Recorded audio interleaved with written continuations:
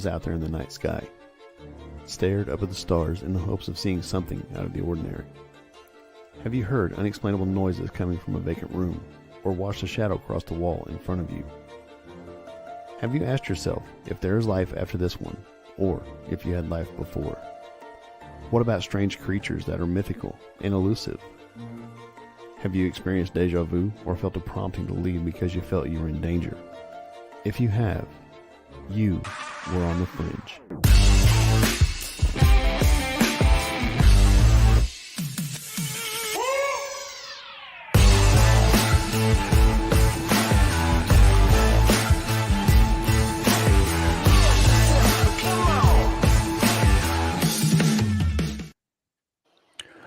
Welcome to On the Fringe. I'm Philip. I'm Mark. I'm Pam. And I'm Jess. Hey, real quick, guys, welcome to the show. Real quick, I do want to throw out a early disclaimer. We've got some inclement weather coming at us, and I'll even show you for those that are watching. We got hit earlier. Looks like you guys did down in Caney a lot worse than we did. Mm-hmm. But, yeah, I mean, this isn't a weather show. I love weather, but... but yeah, this is where Mark, Pam, and Jess are right there. So this is rolling up. It's going to roll. We're going to get clobbered. We got clobbered earlier. Yeah. Lost some windows. So if we get hit, and it's almost in line with my house where this is going, because my house. Ooh, it is. Isn't it? Yeah. Yeah, my house is like right in here.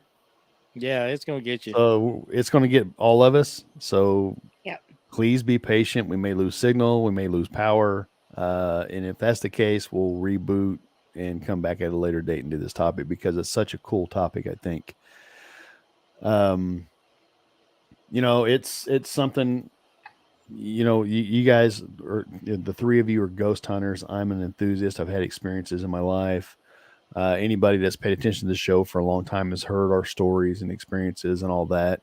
And to me, this rolls right along with it. And in my opinion, it may give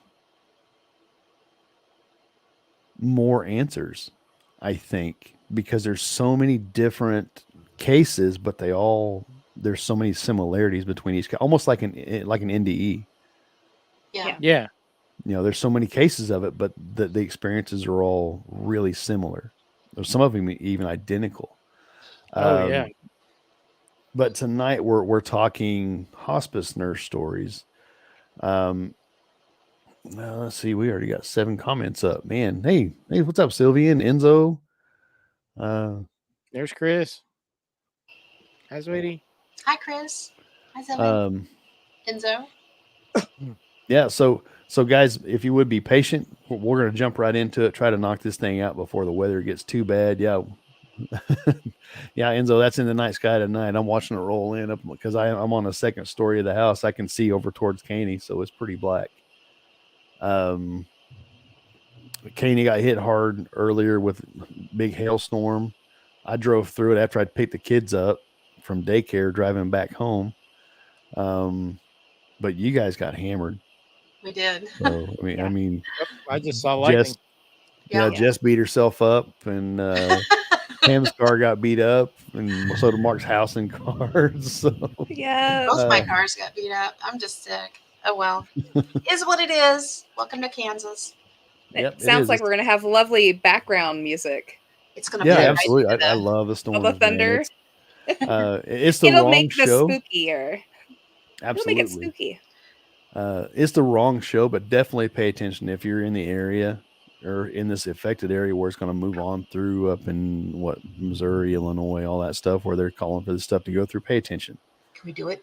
Have some extra. Pam's got her emergency lighting ready to go. I've got flashlights. Oh, I lost it everywhere. There we go.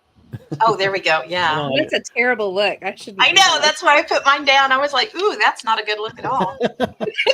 Mine's dead. I got one I can crank. Does that count? Sure. But anyway, I don't know where to really start because there's so many different experiences and stories, and I pulled a lot of research off of Quora and Reddit, and there's some news stories about it. YouTube. I mean, you can. It's everywhere, and to me, it's fascinating. And Oh, where'd I go? I don't know. I Oh thought you were the no! first victim. I was like, who went? And I was like, that was me. Yeah. Yeah. I think it was probably the weather. Oh man. Yeah, Enzo, you're right. It's just no danger of having enough water this year. Hey, Alicia. Hi, Alicia. Nope, I hear the thunder now. Girl, you left the library just in time. Alicia was up at one of my paint classes today. Right boy. now, this is After she left. right now this is a really popular thing. Nurse Hadley has her book out, and it's drawing a lot of attention. And there's several other hospice nurses on YouTube and Instagram. We're talking about a lot of the same things. And even when I was in the medical field, I mean, there was several times I dropped off medical equipment, and the nurse who was there helping me set everything up said, "You'll be back next week to pick it up because Mr. Jones, let's call him, or Mrs. Jones was seeing her husband." Yeah. And or somebody else was seeing their sister or whatever. And it's really common. I mean, even my mother talked about some of that stuff when I was younger, so it's nothing new. And I've heard lots of people talking about explanations for it, like, "Oh, it's religion." Well, I don't know of a religion that says your dead relatives are going to come pick you up. Mm-hmm. I love the scientific reasoning for it. Have you guys read up on that? I have not seen that. I went and did a little dabbling in it just because I wanted to see what their take was, because it's usually pretty entertaining. And they actually have a name for it. They call it visioning. Mm-hmm. When you see ones or spirits or anything out of the ordinary when you're on your, last breath, basically. They can't explain, however, why other people that are not dying are seeing what they're seeing too. Right. But they always manage to skip over that part of it. Yes. Now I have heard of, somebody Hey, Tim. having something like that going on, and somebody else, "Who was that? Who's just in here?" "Oh, that was my husband." Yeah. Mm-hmm. Yeah. Yeah. No, I think it's the scientific studies on it are all like, oh, it's just visioning. It's your brain making up stuff on its last breath and blah, blah, blah, blah, blah. But they literally teach this in hospice work. Like, it's one of the first things you learn, the ins and outs of how this particular building works and what these patients are going to see. And, when they start seeing this or that this is it. The countdown has started. So I think it's the juxtaposition of it is just a little humorous to me, that the hospital community says it doesn't exist, but the hospital community says it exists. Yeah, it depends on who in the hospital community that you're talking to. Yeah. I was watching a thing. It was actually on NDEs, and but like I said, there's so much similarities. I think the NDE is the next step. Except these people are actually crossing. It's more of NDE is more of a happens at a traumatic incident. The visioning you're going to catch with kind of a long-term illness, end of life. Yeah. But I think it was on that show Afterlife. I don't know if you guys watched it or not. It's a documentary. Really interesting. But they were talking about they've been able to attach monitors and things like that to people that are at that doorstep, and they detected their brain waves. And when they died, or right before, when they died, their brain waves skyrocketed. Mm-hmm. Every area of the brain lit up like crazy until they were brain dead. And that makes sense too, because people talk about they see their life flash before their eyes, from childhood on through. Well, if your whole brain is lighting up like that, that's probably what's occurring. It's a very, very big possibility. Yep. I don't know. I think. Oh yeah. Enzo said his sister was a hospice nurse. She said whenever a patient saw or spoke with dead loved ones, they'd be gone within a day or so, and that seems to be standard. A week at tops. Yeah. Yeah. I asked my daughter-in-law. She's an RN, and I asked her if she had any stories she could share.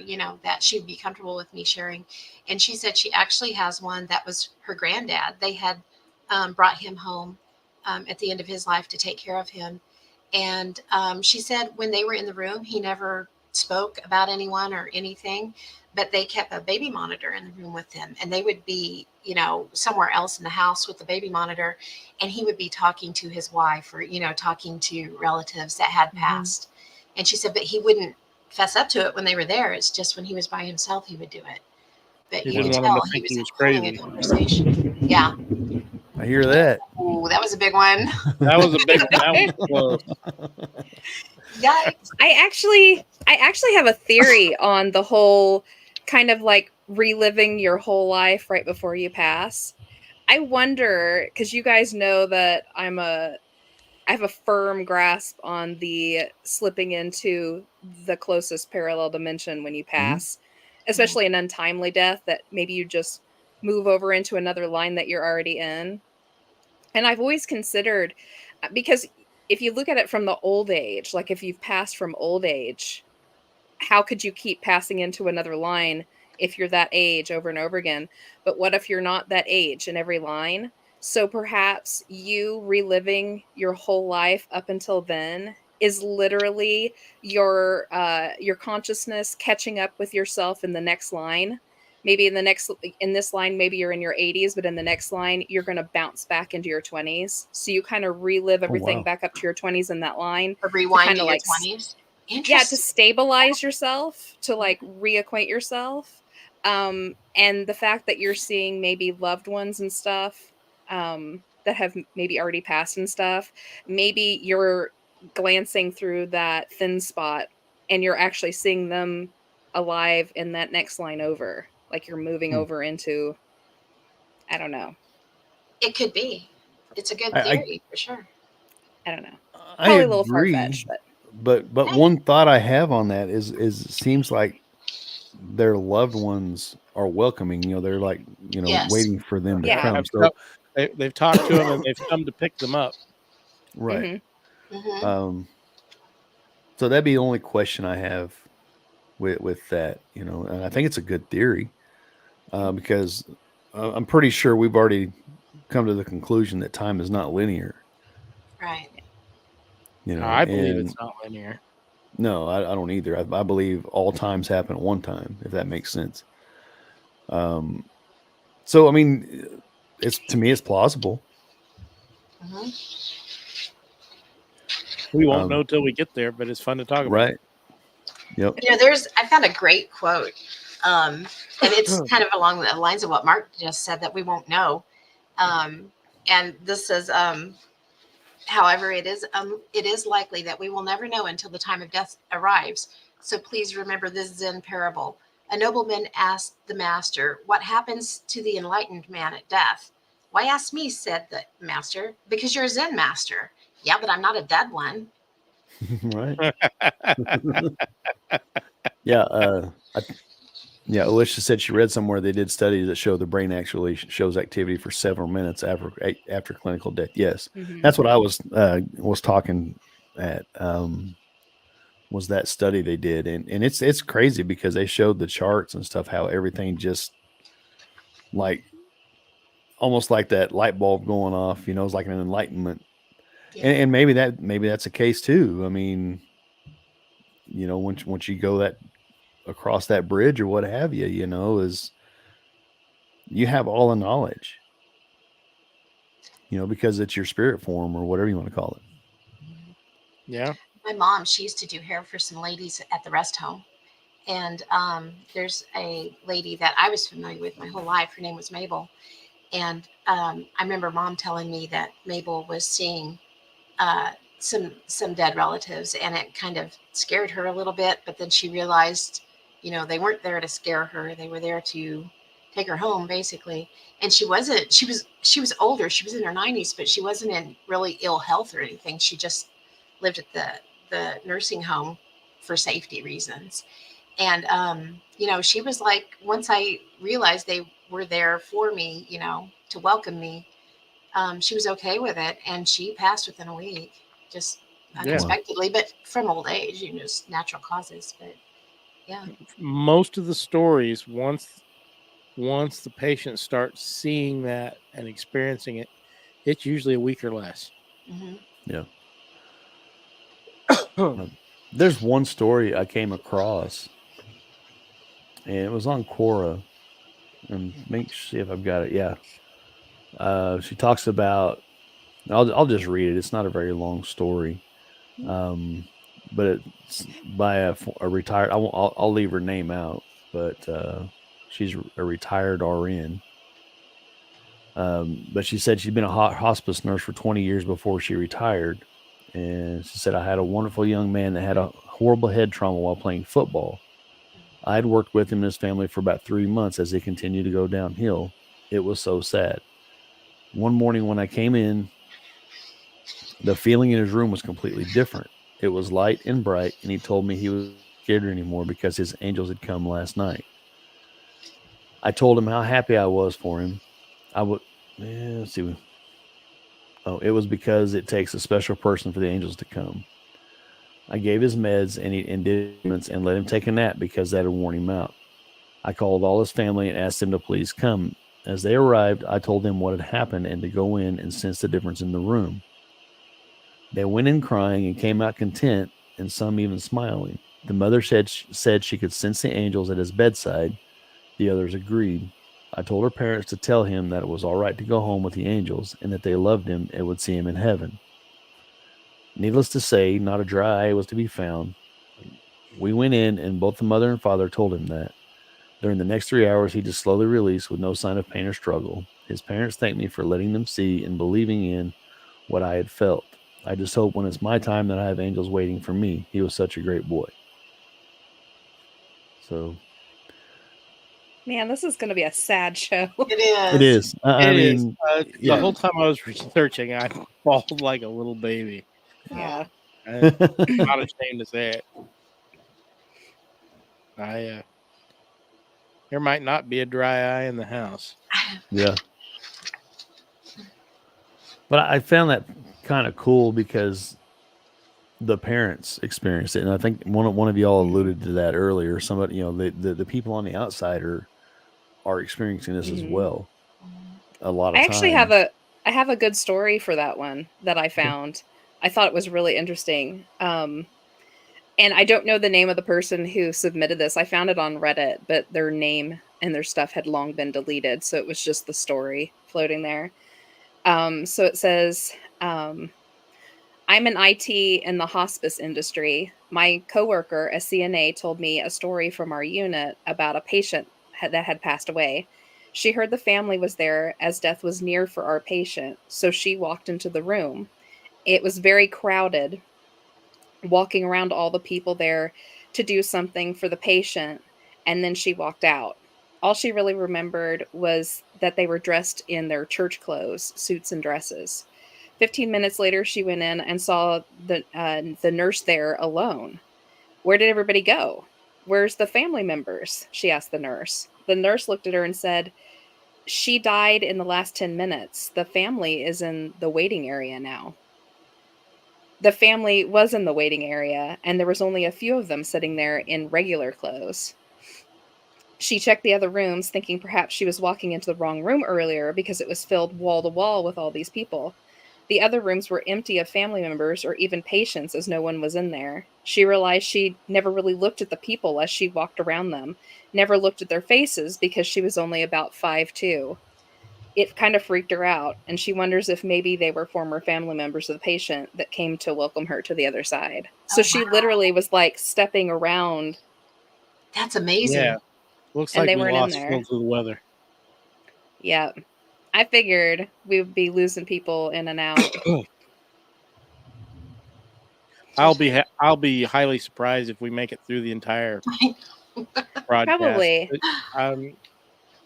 But this is such an interesting subject. It really is. I can't remember half the stories I read and watched because so many of them are so similar. Mm-hmm. Yeah. They are. We were kind of talking about a difference between things.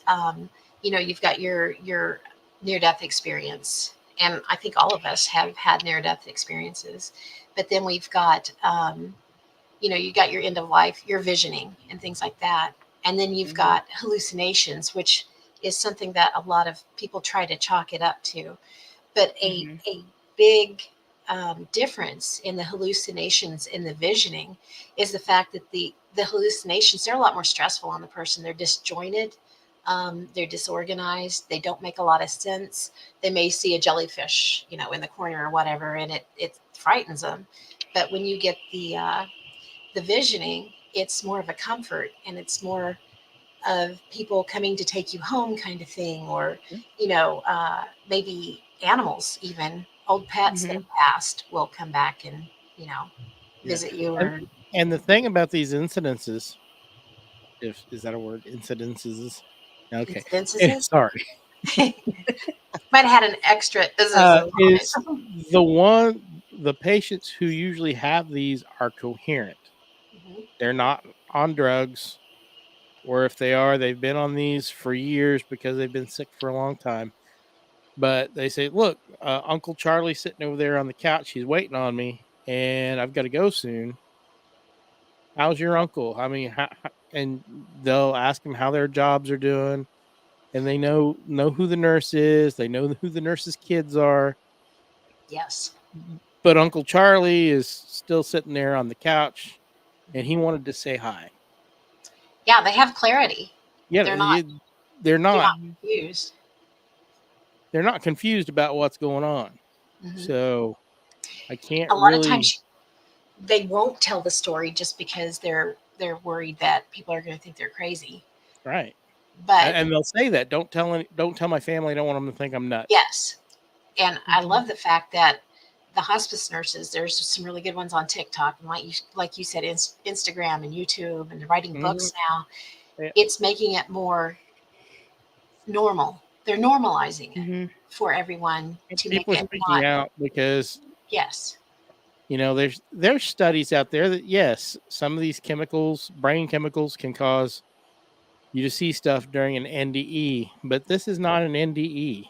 No. And a lot of these people have been tested, and there's no sign of these chemicals in their system.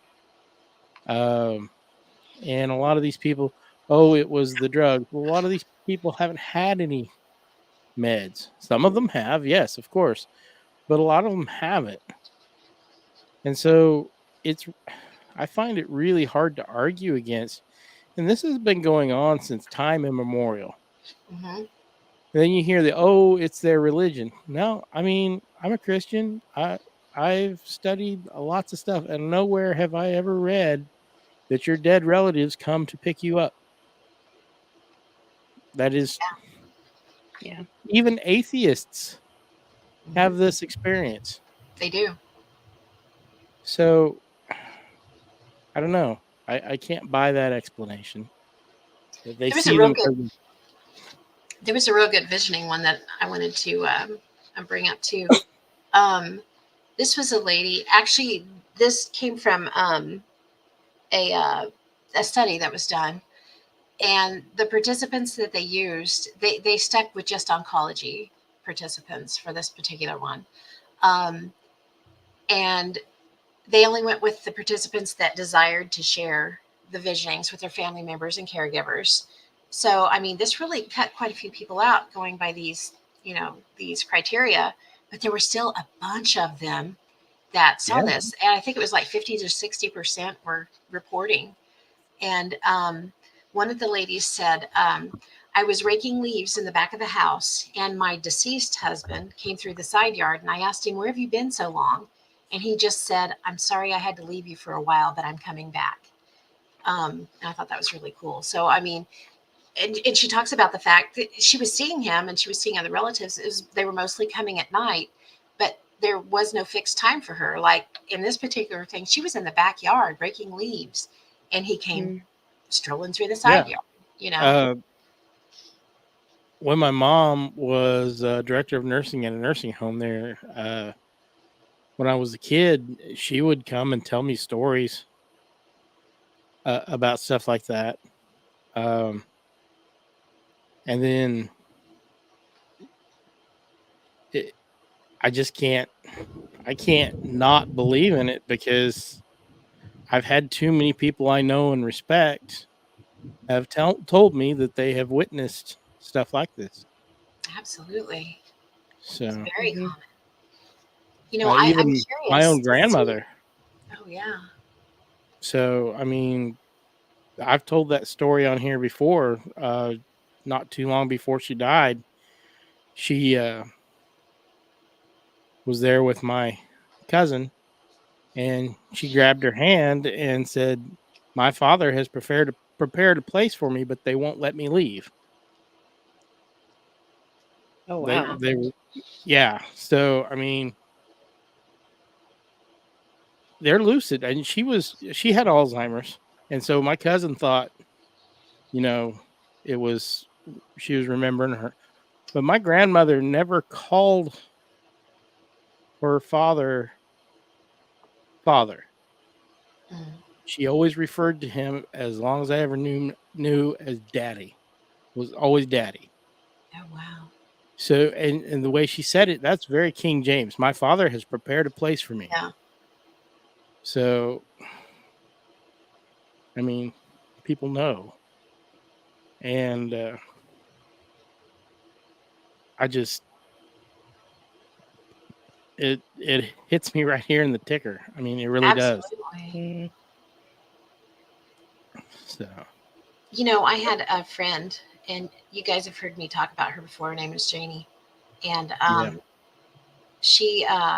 she was really ill before she passed, and she had a long extended hospital stay. And I had gone down to see her, and she had been in a coma, and she had woken up, and she'd been awake, I don't know, for a few days when I went to see her. And I knew when I saw her, you know, it may be the last time that I got to talk to her. And it was a great visit. Of course, bawled my eyes out when I left and everything. And I come home, and I'll have to find my notes on this, but it was maybe a week later, and I had a dream about her. And in this dream, she's got her makeup on, she looks beautiful, and she's sitting in the middle of her bed. And I'm looking in her room, and I'm in a hallway, and she's talking and laughing, and and I'm thinking, wow, she looks terrific, she looks so great. And she's talking away, and she says, I can't remember what she said at the time, but she says, isn't that right, Dave? And I turned to my left, and I look into another bedroom, and it's her deceased husband, Dave, sitting in his room. And he's like, yeah, baby, that's right. And I was just like, oh, that's so sweet. They're able to talk and everything. And I remember waking up and telling my ex-husband, who was my husband at the time, I remember telling him, oh, this was this great dream, and this happened, and blah, blah, blah. And he's just looking at me, and I was like, and then it hits me, and I'm like, oh no, she's going to pass, isn't she? And he was like, it sounds like she might. And it was within a week or two that she passed. I was just like, crushed me when it dawned on me what that dream meant. I stopped writing them down after a while because it hurt too much. It hurt. Yeah. It was very emotional. I get it. Yeah. There are all kinds of sources for these stories. You do not have to look hard to find them. We've got Nurse Hadley, we've got Nurse Penny, Nurse Julie. Yes. All of these ladies are talking about stuff like this. If you know a hospice nurse, 9 times out of 10, she is going to tell you 2 or 3 stories with just a little bit of prompting. Just probably within the last month or two. A nursing home nurse, she's probably got a couple. The stories I found truly interesting, besides the ones who see their family right before they leave, or like a family member comes and gets them, are like the harbinger stories. These places that have ghosts or entities within them that stay and like help the nurses along and let them know when it's due. I found so many interesting stories on that, and there's even ones that have hat men, which I thought was extraordinarily interesting. That hat men are popping up like in good ways sometimes, not always. Sometimes they're a bad harbinger, but sometimes they're good. It depends on their hat. If they wear a hat like this, they're probably good hat men. Yeah. I took down one. Let me see here. Okay. This is from I found this one on Reddit under the Lonely Scientist. It just said Mom told me stories when I was growing up. Her first job out of nursing school was an RN in an ER of an old hospital in Virginia in the mid 1980s. There was the Man in the Hat and Patient One. Most of the nurses had stories about them. The Man in the Hat would show up and stand outside of rooms after visiting hours. The patients often died soon after. Patient One was a woman in a very old hospital gown. She'd walk the halls before entering random rooms. Those patients almost always coded. They took the man to be an omen of death, and the woman, patient one is what they called her, to be a heads up to grab the crash cart. Ooh. Oh yeah. Dun dun dun. Da-da-da! That was really that This is thunder. kind of actually a perfect night. We should really play something spooky. I mean, It was turn the a lights dark down. and stormy night. Yeah. And it I is. found so many of these. I don't like this one I found called The Girl in the Closet. This was also on Reddit. NNYLS Spooky is who submitted it.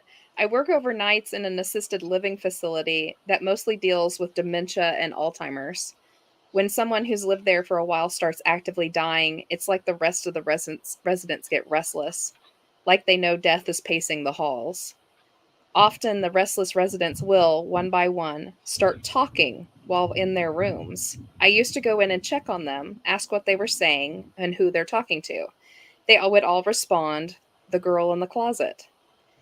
I have closed closets. I have left small lights on for them. I have gotten one up and taken her to the living room with me, and still she stared at the doorless linen closet in the hall and chattered away.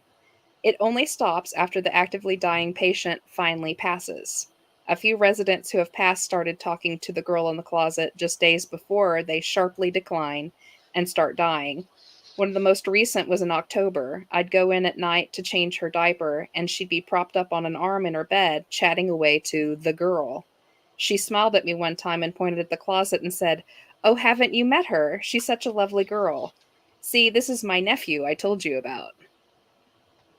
So, like, this one wakes up the whole wing, whether they're dying or not. That's wild. Everybody starts seeing her until that one person. Wow. That's kind of wow. Yeah. You know, I had forgotten about this until Jess, you were talking about harbingers. And Philip says, "Sorry guys, store knocked my internet out." oh no. So, I wouldn't be surprised if it knocks us all out here before too long. would not Yeah. surprise me if we don't lose power. Yeah. You were talking about harbingers, and it reminded me another thing that my daughter-in-law brought up. And she's been a nurse for about 10 or 12 years now. And she said that they do, when someone passes, they do open the window.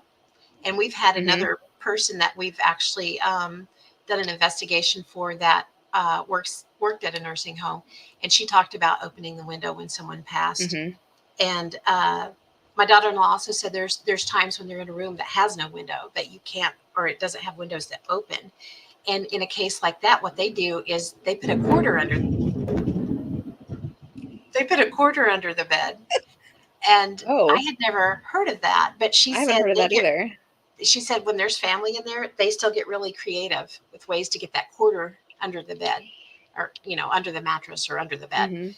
And I was like, "Do you know why?" And she said she wasn't really sure of why. And the only thing I could think of was maybe to pay Sharon, as they cross the river Styx kind of thing, like they used to put the coins on a person to give them money for passage. To pay. Yeah, to get passage over Styx. Yeah. Yep. So I don't know if that's the reason, but this is 2024 and they're doing it.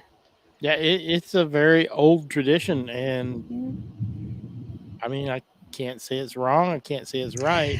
Well, I would think it would work. It would work. I would think that it would work much like ritual works. Like if you put thought into any action, regardless if it has any meaning to anyone else at all, if you make that one step, that might just be the opening that it creates. So I think even if they didn't put a quarter under there, maybe they stuck a pin in the bathroom. But they did it with the intentions that if I do this, that will give them their opening. I think it would work if you believe it enough, because belief and prayer and all of that has power. Yeah, it absolutely does. We've talked about that. It is absolutely powerful. That's what prayer is. It's intention. It's energy. It's high. Focused. It's a focus on a. We're far more powerful than what we realize. Yeah. Especially when groups of people do the same thing together. Yeah, and then you got hive mind, and that's why prayer works. I'm an atheist. I've almost always have been, but I absolutely believe in prayer. I always say that prayer works because regardless if you think there's a God above us or a devil below us or whatever it is you think, if enough people are hoping and wishing for the same thing, positive outcomes can come from it. Yeah. Yeah. There's power in numbers. So we're a very excellent group for this because we've got the whole gamut covered. Yeah, for sure. So. See, it works. We're all friends and we can all believe different things. Absolutely. I can believe a little bit of everything, actually. Since we're in like the creepier. Since we're in the creepier stories, I'll do a couple more that I found that were like harbinger type of stories. So this one I also found on Reddit. I thought it was super interesting. So it said, I worked at an old skilled nursing facility. The place was built in 1888. The original place was for women who would sign over their estates to the facility and live out the rest of their lives there. You have to remember back in the day, women were not allowed to own property. So when their spouse or family died, they would have to move. Isn't that unfortunate that they would do that? They would give them their houses for their rent and live out the rest of their lives there because they couldn't own the property. This building had been around for over 100 years before I started to work there. It still stands, but now it's just executive offices for the administration, and the owners built a new building just down the street from the original. I was a CNA. The women would die at the facility regularly, as people do in old age. Before dying, people in one wing would complain about children playing a week prior. Always the same two children. A boy and a girl, dressed in church clothes, they always said. Then the person who was dying would tell the staff, "Don't worry, I saw the doctor," or "The man with the satchel came to see me." Every single one of them would say this, and then they would say, "I'm ready to go now." And they would die within 2 days. When someone died, we would see a woman in early century clothing with laced up boots and white towels over her arm. She would go to that room, and that's how we knew that they had died. And it also says underneath, "I miss that building and I miss the ghosts." Aww. So it must have been a very pleasant, peaceful place. Yeah. It must have been a very pleasant type of harbinger experience for them. Yes. Philip, you make it all right? You look like you got a little wet. Nope. No audio. No audio. We didn't want to hear him anyway. How about now? There we you can go. hear you a little bit now. You're a little quiet. There you are. Talking to the mic, dummy. Yeah. It blew us out for a minute. I mean, lights were flickering, all that good stuff. So. Oh no. Yeah. We figured. We knew it was going to be a wild one. Yeah. It's too bad we didn't pick something really spooky for tonight with all the lightning and thunder we're getting. I know it. No kidding. It's really. Oh my goodness. So I also found a story about a nurse with no feet. Oh. A nurse with Yeah. no feet. That's a rough day. A nurse with no feet. So, this came from contributor VBray 1000. Not my story, but my mother's. She worked as a student doctor in Charing Cross Hospital, London, in the early 60s. I'm sure it's been renovated now, but back in the day, palliative care and terminal patients were put on this old ward. More than a few times, the patients would say it was very kind that a nurse sat on the end of their bed at night and had a very calming influence. They all said she was dressed in an old-fashioned uniform, and they never saw her feet. They would invariably pass away within the next 24 hours, but were calmed by the visit. She knew whenever a patient said this, that their time was imminent. This had been going on for years, and one of the nurses told her that the old floor from the late 1800s, early 1900s was still there, but about 6 inches lower than the modern floor. Hence the apparition appearing to have no feet. The apparition, or whatever it was walking on the old floor. The nurses never questioned it in front of the patients, as they were comforted by the presence, and they knew they would find the patient passed away the next morning. Oh. That tracks, because we hear that a lot of time in older homes or older buildings where the floors have changed or something has changed, and they're walking on the level that they were at when they were alive, or going through doors that no longer exist. Yes, there you go. Yep. Oh, looks like we're in for some more bad weather. Yeah. Yeah, my wife was just talking to her dad when I went downstairs, and the sirens were just going off. He lives down in Pawhuska. Does he? Yep. Well, Enzo just mentioned that there's a tornado warning southwest of Bartlesville, and there's an actual, I don't know if you can see it. No, you can't see it. There's a tornado signature right just south west of Barnstall. Pawhuska, so yeah. Yeah, right there. Look for that hook echo. Yeah. Hook echo. So everybody knows Pam used to be a storm chaser for channel, which channel? Channel 8? Channel 6. Channel 6. Awesome. Out of Tulsa. So and Channel 2 before that.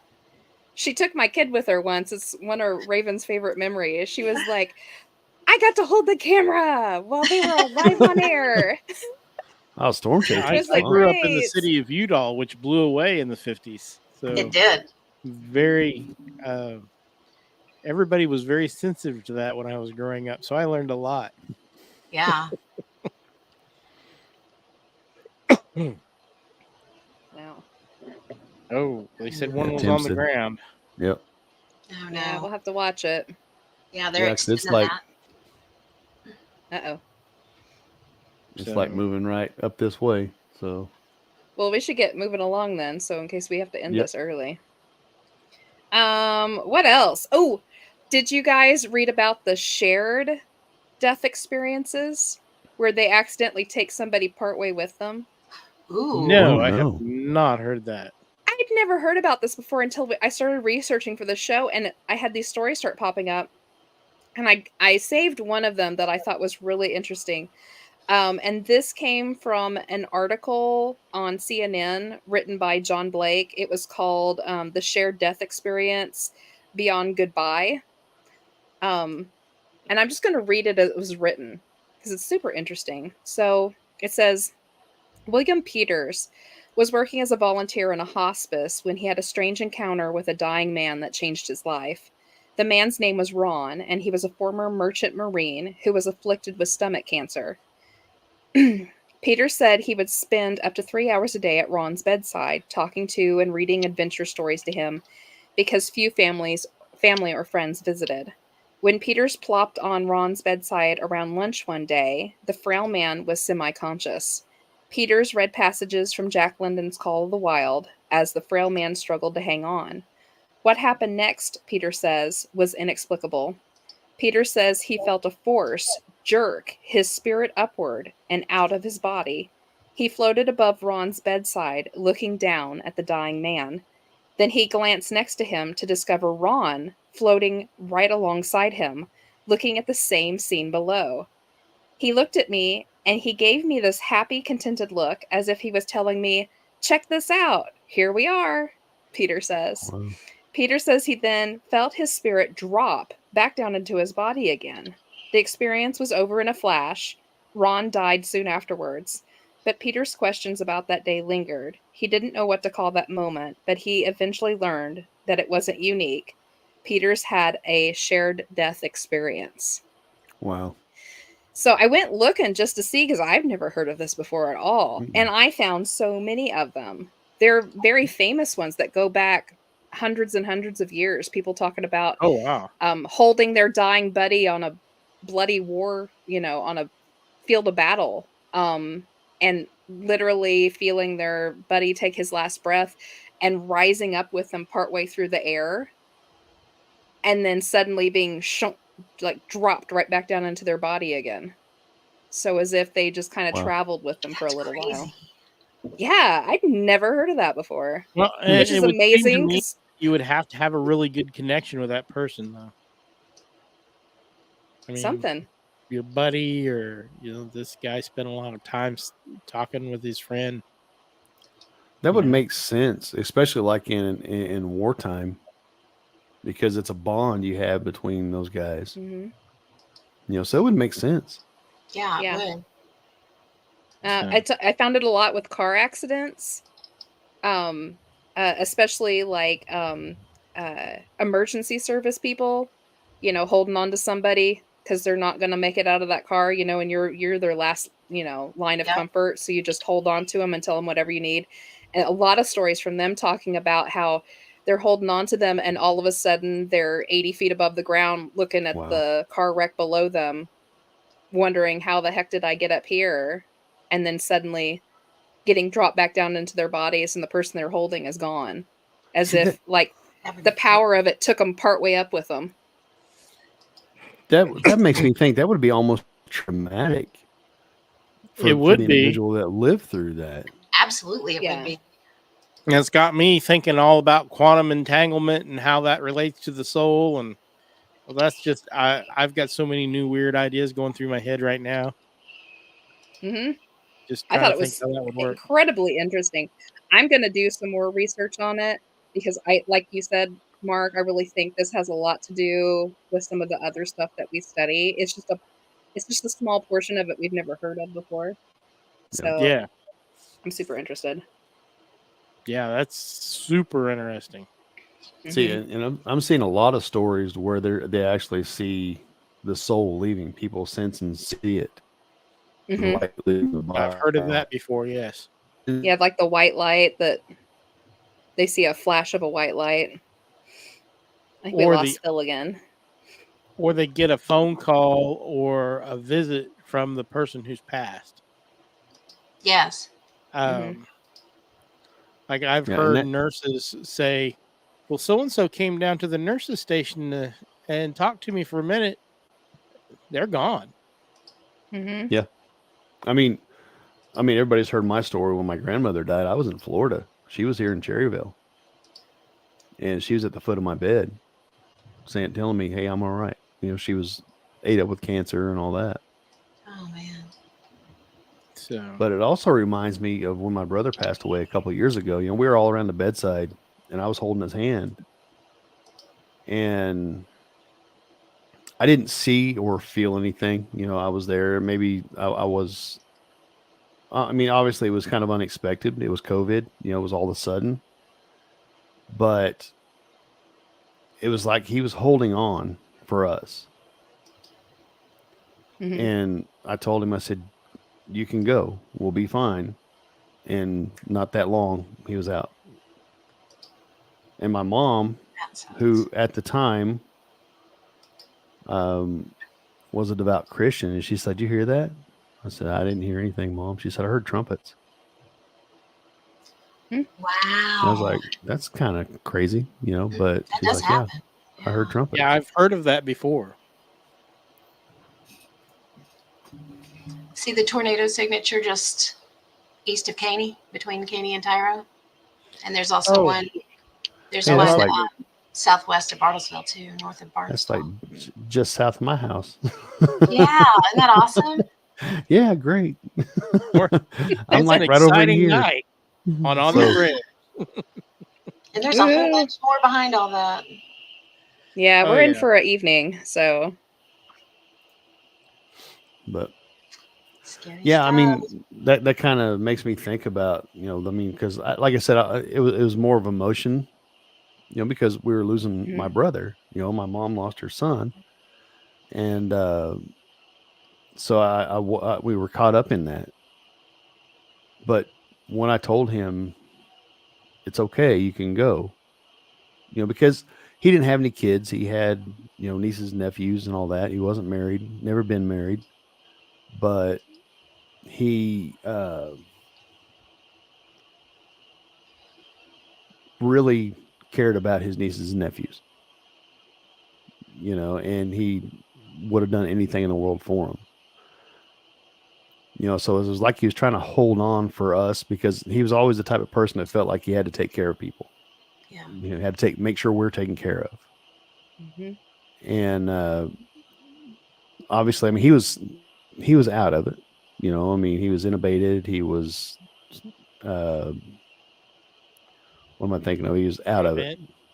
Yeah, he was on a vent. And they just made him comfortable. Was all they did. Yeah. And there was no way he was going to come out of it. The damage was done. His lungs were shot. There's no way he was going to come out of it and live a normal life. So we're like, just go ahead. We'll be okay. And like I said, I don't know, because he didn't have that 1,000-yard stare or the death stare, like they say, because he was incoherent. He was out of it. He wasn't even awake. Yeah. But, that's what that story kind of reminded me of there. It does. Yeah. And there's just more stories. We could do an entire podcast series that would last the rest of our life, just telling stories that people have reported. Yeah. Yeah. I mean, if we went on to collect all these stories and put them in a book, you would need an entire library to take all the volumes. Yeah. Because this has been talked about since history. Yes. So I don't remember what year he wrote it, but I remember when Raymond Moody came out with his books, Life After Life, and I can't remember the sequel to it. There's another one. Does someone have really loud frogs outside? I don't know. Do we? I don't. There's I can hear. It sounds like a lot of voices. It sounds like voices.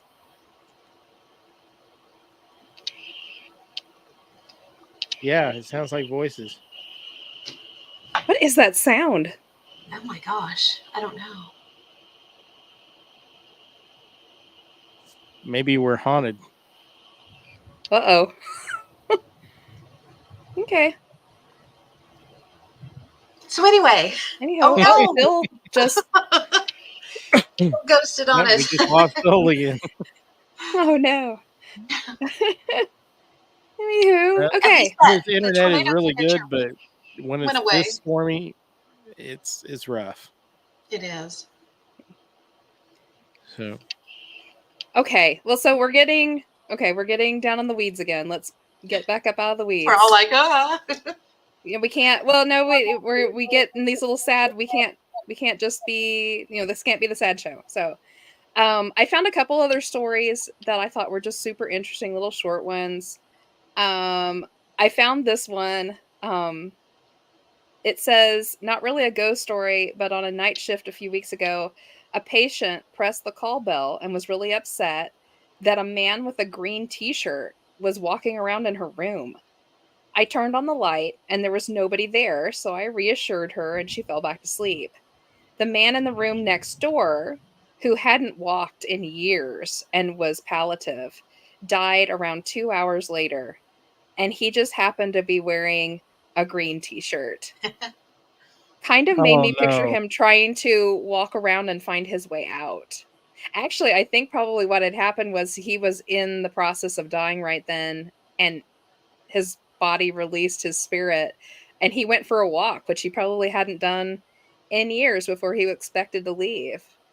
And he was probably snooping on that poor lady. Sorry for bothering you, ma'am. I'll move Yeah, he on was along like, now. she's pretty. Wow. I'll go walk into her room. Walk in there and go, "Ooh." Yeah. Man, I mean, Oh, I kind thought of. this one was pretty cool. So, in this one that I found, they were talking about like the vividness of the visioning and things, and there was a couple of occasions where their related emotions kind of were overwhelming and freaked them out, but in an interesting way because some of them had unpleasant emotions, but these were mainly reported when the visions were associated with unfinished business kind of thing.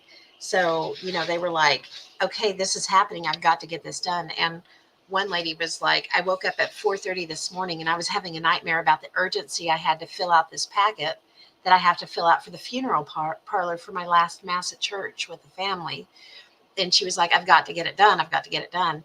And once she got that done, she calmed down, once she got the packet done. And she felt relief after getting that done. And then it's like at that point, her unfinished business was taken care of, and she could just relax and not enjoy, but maybe be joyful. I don't know of what was to come because she knew once she got that taken care of, Accepting. she was good to go. Yeah, acceptance. That's a good word for Yeah. it. Yeah. I got my stuff done. It's time to go. Yes. Yeah, there's so many stories about patients waiting for their family to gather before they pass. Yes. Especially if there's somebody who's coming from a long way. It's like as soon as they get there, they're just relieved and they're gone. Yes. Yeah, that happens a lot. That happens a lot. So that same sort of thing is unfinished business. I want to see little Bobby. Get little Bobby here, and as soon as Bobby Yeah. shows up, everything's okay. Yeah. Well, heck, you could do a whole series on phone calls from From people who have beyond. Yes. supposedly already passed. And it's as if they couldn't leave unless they had just, said hi to you one last time. Mm-hmm. Or you have the people that wake up with a loved one that they think is still alive at the foot of their bed. And then they realize they get the call, shortly thereafter that they had passed. But they were Or, just here. Yeah. yeah, parents seeing children that were at war and, they pop up at the end of their bed and then they're just immediately know, oh no, the worst has happened kind of thing. And they're right. Yeah. They get the call. Lots But of it's so stories cool like how that. they're like, Lots of stories of grandparents visiting their like Phil's grandparents Yeah. visiting their grandchildren. yep, just to let them know everything's okay. Yeah. It's very cool. That's happened to me twice, but not when someone was passing. I've had my mother's mother, my grandma, come to me twice. That's But awesome. no, it wasn't like right as she passed. Like it was just years later, after she passed when I was a teen.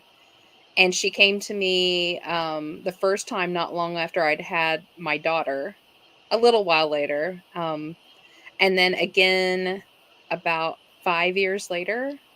But she never spoke to me, and I know it wasn't a dream because I would sit up in bed and my husband was still sleeping beside me. And the first time it happened, I was like, Grandma? And I automatically assumed something was wrong. Yeah. Like, I wasn't even flabbergasted to see her. I mean, I was excited to see her. I loved her to pieces, but I was just like, Grandma, what's wrong? And she didn't say anything to me. She just smiled really big and shook her head and made this, which I assumed to mean was be quiet, don't wake him up. And so I shut up and I just smiled really big at her, and then she just kind of faded out. Right? And the second time I did it again, she popped up and I was like, is something wrong? And she just smiled really big at me and did the quiet thing again.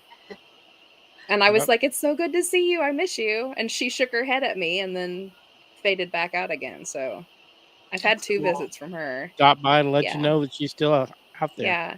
And she leaves me money. She's a money leaver. I always know when she's around. She's not always around. I always have this feeling that she's off like traveling to like far distant places. She always wanted to travel.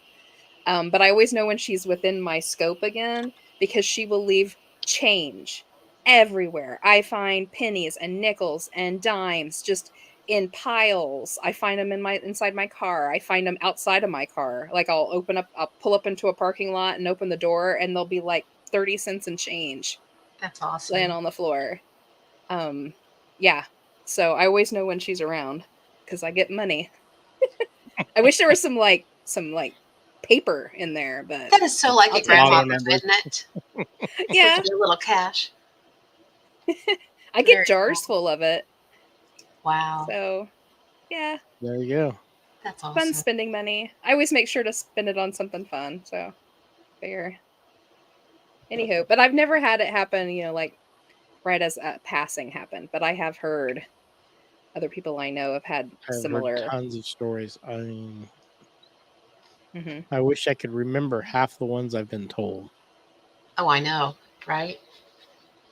I know I did when my get. grandma passed, she was it was my mom's mom. I'm trying to think of what year that was. It was 2004.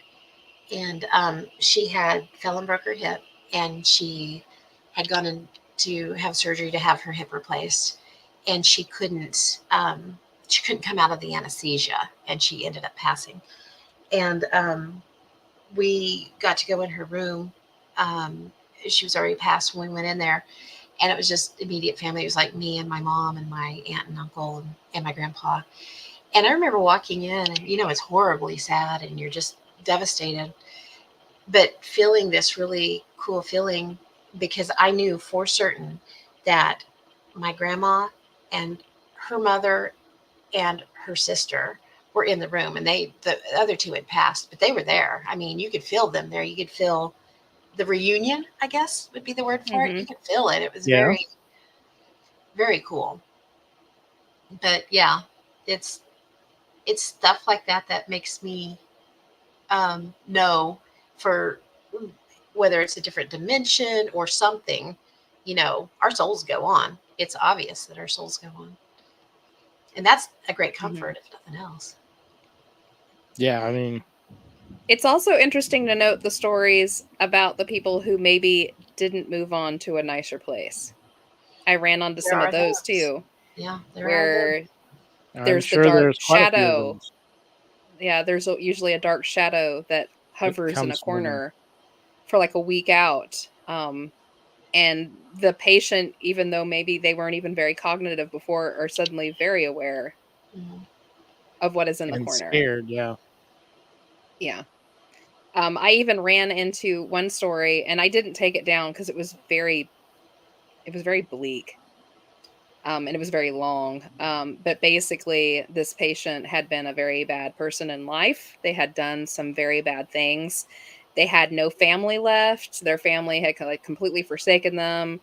They literally pulled them out of jail because they were needing hospice care. Like they couldn't even take care of themselves in jail anymore. And the horrible things this person had done. And the nurses said that these black shadows sat in the corners from the time he came in. And no amount of lights being turned on in there could break that darkness in the corners, like in all the corners. And they said when he came down to his last day, nobody wanted to be in there with him because it was palpable, just the yuck in there. And they knew he was probably going to go that night. And they said the head nurse, she was just one of those old lady go-getters, you know, one of those ones that just didn't take crap off anybody. And she walked in there and made sure he had the rest of the stuff that he didn't need for the rest of the night. And she said before she stepped out of the room, she turned around and she was like, "Have at it."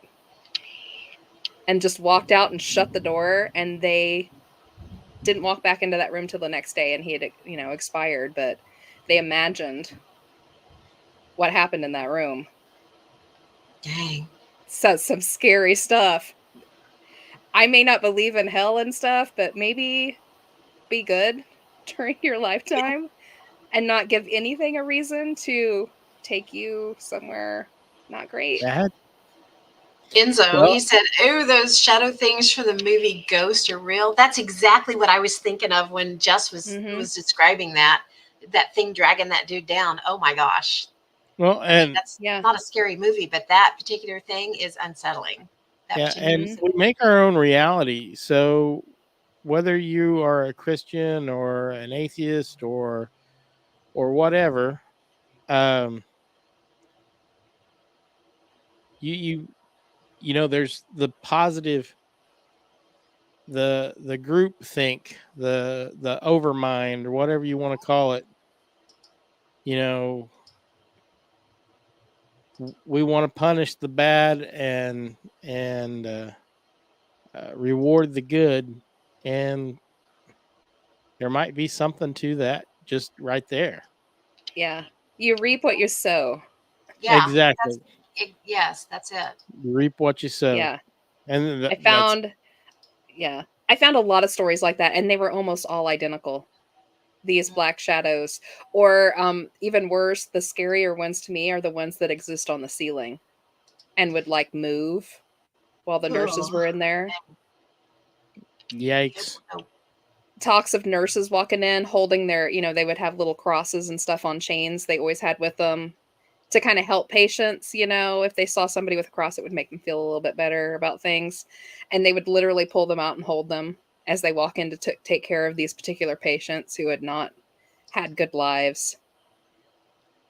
Dang. And they just knew, you know, and in the end, they literally would always just say, you know, "We know this is the end. Go. We're going to stay out of your way. We're going to shut this door and turn off the lights. And what you do is what you do."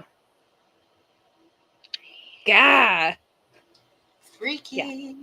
Yeah, it's there's that too. I mean, and when you think about it that way, that you know, you could also talk about purgatory. You know, somebody wasn't quite good enough or quite bad enough. Well, we'll just stick them here for a while. Mm-hmm. Make them. I wonder if purgatory is actually reincarnation.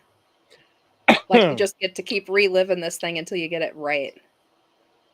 I mean, that's kind of the thought. If you study the cultures that believe in reincarnation, all right, you weren't terrible, but we're going to give you a do-over. Try to do better next time.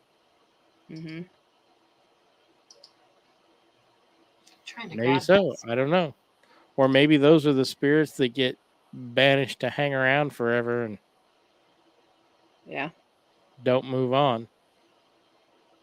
I don't know. It's creepy. Know that's doing that. Hang on.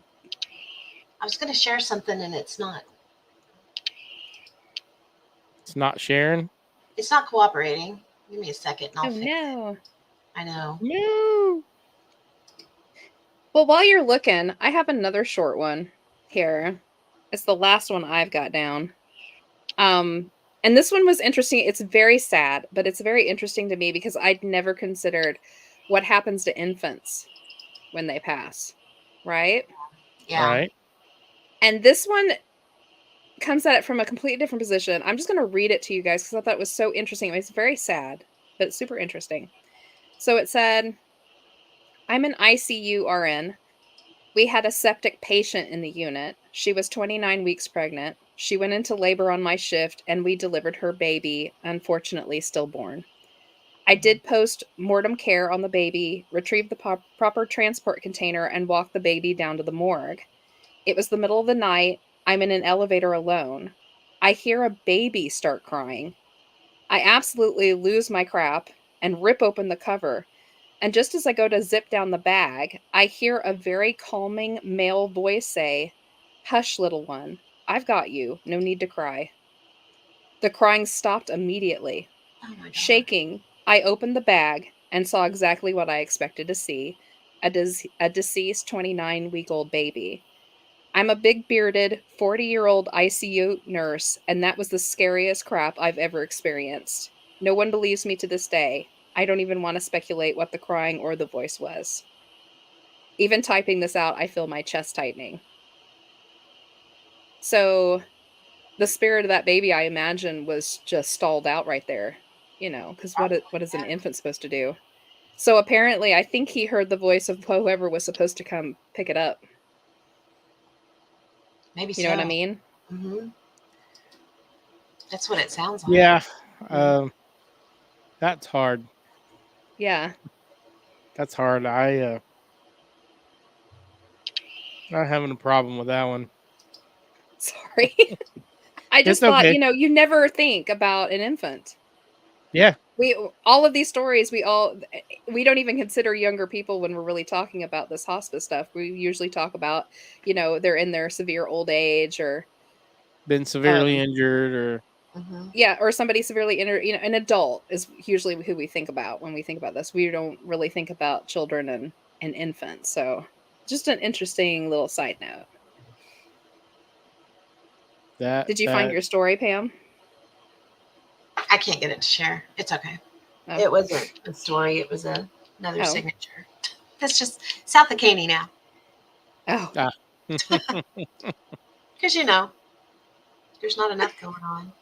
You can take what I think's the interesting. Pam out of the storm, but you can't take the storm out of the Pam. No, you cannot. You know what I think's interesting? I saw a lot on animals and animals being seen when someone is near death. And what I thought was really interesting about it is how often it's young children or children that are seeing animals. And someone's I can't remember whose theory it was, but they were talking about thinking that it may be because they don't have a lot of life experience and they don't have a lot of experience with close relatives that have passed before them that they would recognize as someone having come to get them. So they would be more likely to see pets. A pet. Yes. That makes sense. Yeah, something that they're very familiar with and that they love and, loves them and is going to give them that feeling of peace when they pass. They know everything's going to be okay. I thought that was really cool. I know there's instances of older people seeing pets too, but it's always, that childhood pet that you just truly loved or, things like that. I just think it's neat. It's such a good feeling to know that you're not going to blink out, because there's too many of these stories. Because I go through that sometimes, is that all that there's going to be? Are we just going to be over when it's over? I don't think so. I mean, between ghost hunting, I hope not. That we see, I hope not either. I guess we won't really care if that's what happens, but it's so encouraging to know that our soul is going to continue. Phil says his internet is back, but you don't know if he should get back on. Probably going to go off again. It might. It's all right. I think we're all coming down to the end of our stories here. So I think we've got the storm. The storm is just to the south of us now, so we might end a little early tonight. Bad again here just shortly, so yeah, might be a good place to wrap up. The topic tonight's a little bit of a downer. It's turned dark, and much darker than I had anticipated. But I mean, do go online and look this stuff up. Go on YouTube, look up Nurse Hadley. Look up Nurse Penny, Nurse Julie. I'm sure that there's others on there that I don't know about. And Phil says we should cover this again, though. And I think we absolutely should. because it's a fascinating subject, and I think it's pertinent to everyone. I mean, It is, yeah. Whether you believe in paranormal or not, whatever your background is, this is interesting, and I feel like it's uh, I just lost the word. Swiss cheese brain strikes again. It's compelling. That's the It word I'm is looking. very compelling. So, do look all this stuff up. Before we end, I have a little thing that kind of summarizes what we're talking about that I think would be good to throw in right here, if you don't mind. Hit us with it. It says, okay, so in summary, the approaching death phenomena seems to indicate that there is a spiritual process to dying, and that love and light are fundamental to the dying experience. They suggest a journey to the place of extreme beauty and intense color and heavenly music. There is also the inference that the mind and the brain are not the same, and that the consciousness can travel. The near-death experience suggests the same place and journey, and also an apparent separation of mind and brain, even that consciousness may survive death of the body. I like it. I like That's it a too. good one. Chris says there's too many stories for it to not be real. Absolutely. Oh, it's absolutely real. It's just exploring it and figuring out the whys and the hows, and of course there's we'll so never much. know. It's hard to pull. Yeah. We run into this all the time, though. When we start researching this stuff, it's hard to. It'll pull you 500 different ways. It will, and it's Yeah. hard to get it into just to compartmentalize it into into something that's cohesive for a show without being all over the place. Yeah, I've heard that. Phil says I've read stories where nurses were atheists, but after they experienced this, became believers. And some of them are still atheists, but they believe, well, there's something happens after we die. Mm-hmm. And so, I mean, they might have become agnostic instead, or mixing up my words probably. There's a great quote from Stephen Hawking in his book, A Brief History of Time. It's from like 88, I think.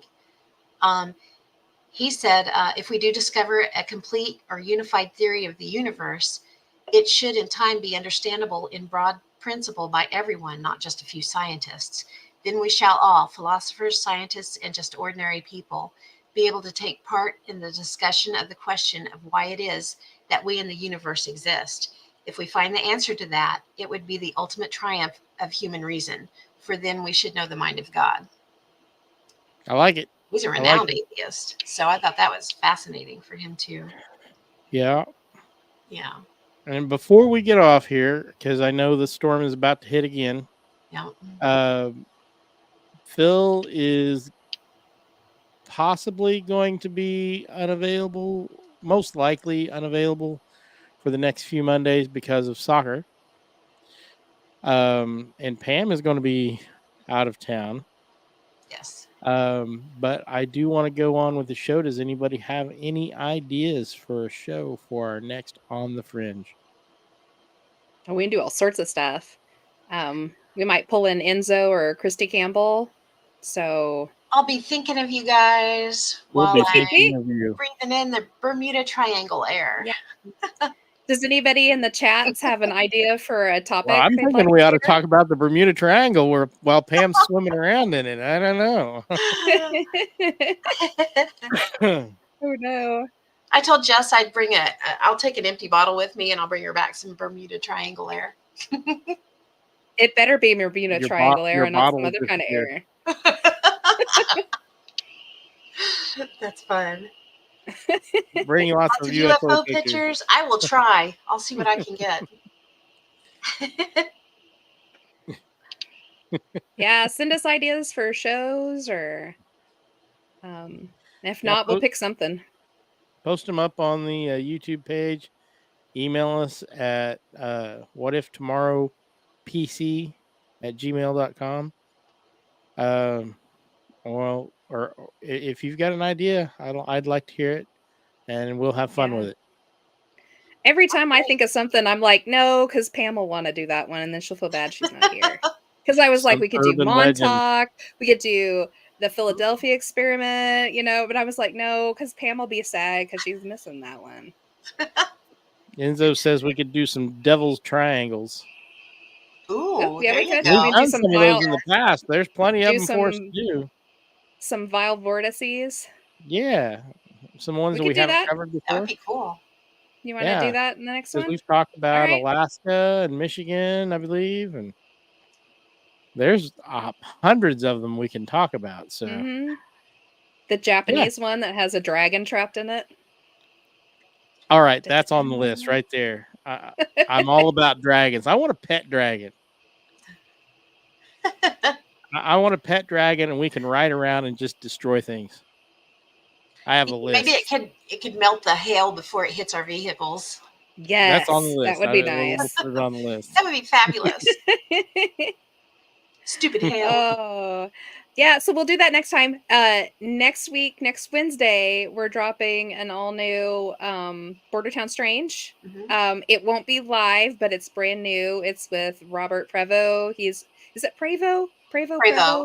Prevost. He's an author out of Arkansas. He wrote Monstrous Arkansas, all about it's like a field guide to the cryptids there. It's pretty cool, yeah. Yeah. And we don't talk about just cryptids. We talked about near-death experiences and hauntings, and he talked about his Bigfoot expeditions. Yes. It was a fun time. Talked a little bit about the Fae. We were all over the place. Yeah. And even though it's not live, we went ahead and played the Notebook game. So the fans of the Notebook game can still hear the weird crap you find in my notebooks. So Phil says I'm going to be on like the Never-Ending Story. Falcor. Atreyu. Is that his name? Atreyu? Yeah, I'll be the fat guy that breaks the dragon's back. You have a sway back. Sorry, I damaged you, good sir. Thanks for the ride. Oh my God, that's hilarious. Oh my goodness. Boo.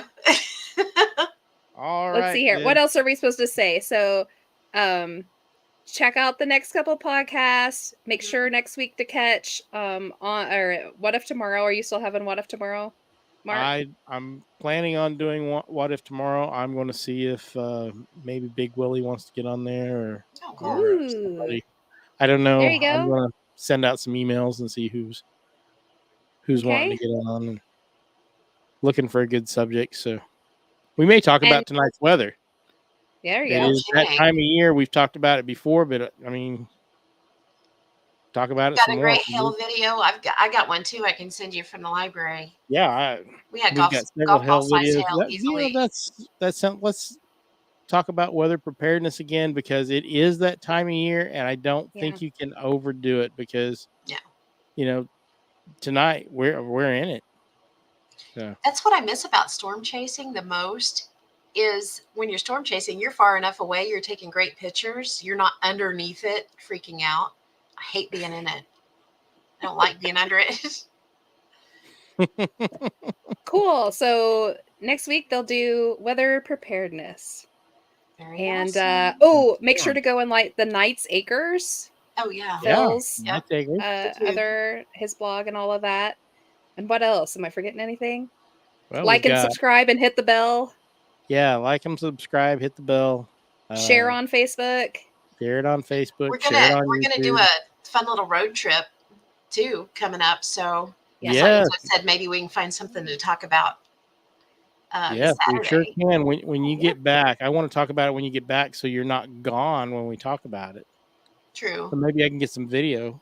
Yes, that's I want to take. We can have some teaser road trip one. We'll be like the Muppets going down the road. Oh, we're not lame. No, not at all. I got the expedition fixed just so we can all fit in it. Yay! Since the Jeep has a cracked windshield now. Boo. I'm sorry. Yeah, I got to go check my car. I may have a cracked windshield. I didn't even think to check that. I just made check your headlights too, because I got a busted headlight. Yeah. All right, guys. Well, let me get on here, and it is time to go. Good night, everybody, and we'll see you next time.